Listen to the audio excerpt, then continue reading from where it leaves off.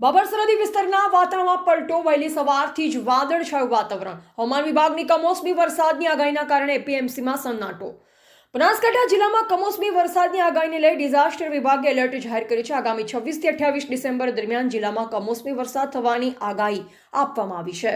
આજે સવારથી જ વાદળછાયા વાતાવરણ વચ્ચે વરસાદી માહોલ જોવા મળી રહ્યો છે, ત્યારે માર્કેટયાર્ડ સહિત ખેડૂતોને પોતાનો પાક સહી સલામત રાખવાની સૂચના આપવામાં આવી છે।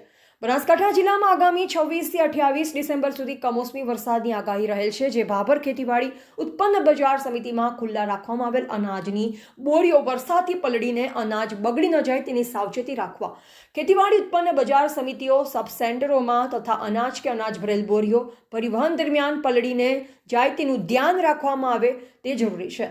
બાબર એપીએમસીમાં ખેડૂતો પોતાનું ખેતપેદાશ વેચાણ અર્થે ન આવતા બાબર માર્કેટમાં સન્નાટો છવાયો છે। વેપારીઓ મોટાથી તકેદારીના ભાગરૂપે અનાજ તમામ શેડ નીચે વધુ હોય તો બહાર પ્લાસ્ટિકથી ઢાંકી દેવામાં આવ્યું છે। મગફળીનો જથ્થો બહાર પડ્યો છે, તે પણ વેપારી ટ્રેક્ટરમાં ભરી સુરક્ષિત જગ્યાએ ભરી લઈ જઈ રહ્યા છે। હાલ હવામાન વિભાગની આગાહીના કારણે ખેતીવાડી ઉત્પન્ન બજાર સમિતિ દ્વારા સૂચના આપેલ છે।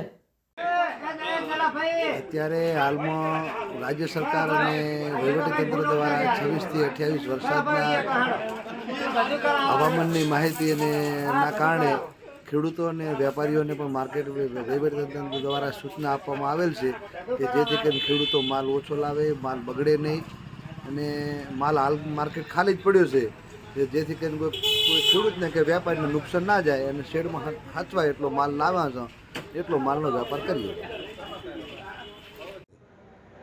ખેતીવાડી ઉત્પન્ન બજાર સમિતિ ભાભર દ્વારા આગામી 2 દિવસ તારીખ 27 અને 28 તારીખ 2 દિવસ કમોસમી વરસાદ થવાની માવઠું થવાની શક્યતા હોય તો સરકારશ્રીની સૂચના અનુસાર બજાર સમિતિમાં વેચાણ અર્થે આવતા માલ જે ખેડૂત ભાઈઓ જે ઢાંકીને લાવવું અથવા અને બજાર સમિતિમાં જે માલ આવે એક વેપારીઓએ એમના શેડમાં ઉતરાવો, જેથી માલને કોઈ નુકસાન પહોંચે નહીં અને આ બાબતે તકેદારીના ભાગરૂપે વેપારીઓ તથા ખેડૂતોને સોશિયલ મીડિયા દ્વારા જણાવવામાં આવેલ છે કે તકેદારી રાખવી અને લઈને આવતા માલને ઢાંકીને લાવવો।